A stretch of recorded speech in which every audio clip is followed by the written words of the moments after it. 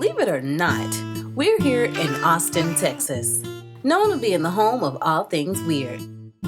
This growing metropolis and foodie haven isn't necessarily known for being, well, culturally diverse. But we're here at the Curly Girl Picnic, hosted by Coco Bates, editor of thecoreport.com. Thousands of black women descended upon the South by Southwest host city to show off their curls and kinks, natural hair care products, and just plain on get together in the name of all things sisterhood. Now, besides all the dope hair, beauty, and food vendors, one of the best things about this event was just getting to talk to other sisters from all walks of life about their experience. Make sure you stay tuned for the full episode of 411 with Saray. Spring, food, and shea butter. The only thing better than these three things is experiencing them on the campus of an HBCU in the heart of Austin, Texas during South by Southwest. I know, who knew, right?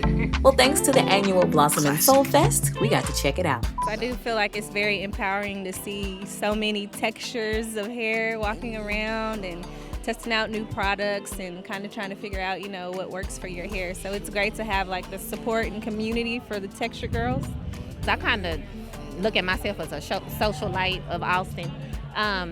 We do lack in numbers in terms of what's available to us, but we do have a lot of resources out here, and I think we kind of would evolve more like Atlanta and Washington, D.C. if we just start supporting our own efforts that we have going on here.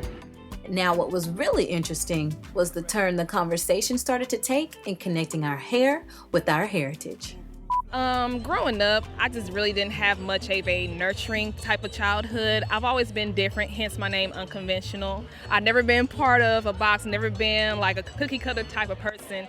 So it took a while to embrace it. And of course with my hair, I felt like that was a part of my identity. It's like it's supposed to be rough, and that whole texture defines us as a culture too, us being strong.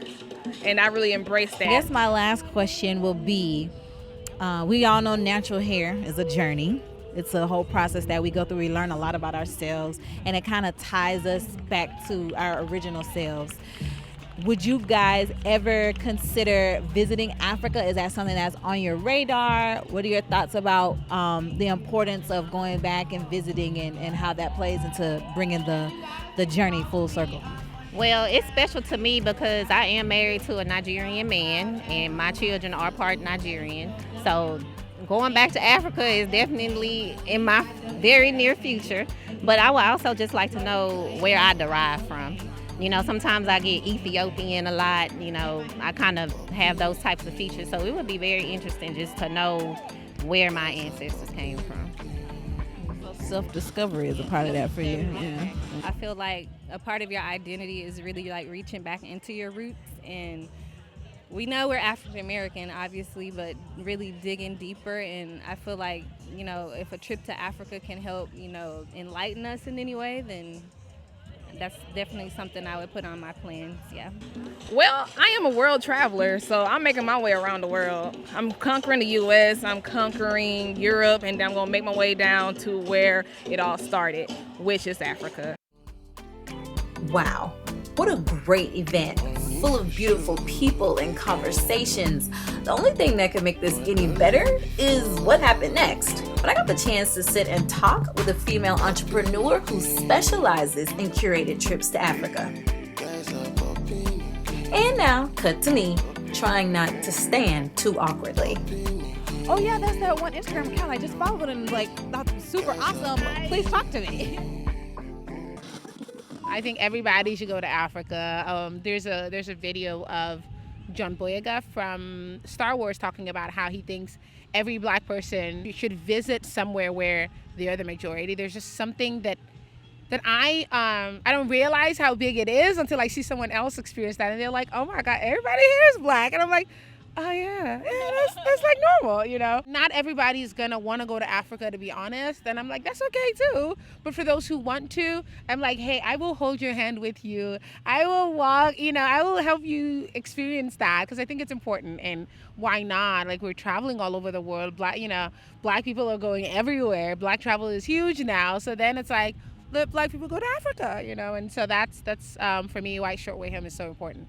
And that's also for me why shortwave home is so important. That's what, like, I literally ran into her on the street and was like, as soon as she said shortwave home, I was like, oh yeah, that's that one Instagram account I just followed and like thought it was super awesome. Please talk to me. Yeah, and I just, oh my God, like, she was the first person who like did hear about shortwave home because I told them about it because they're my friends. And so that was really exciting for me because, again, like, I wanted to be.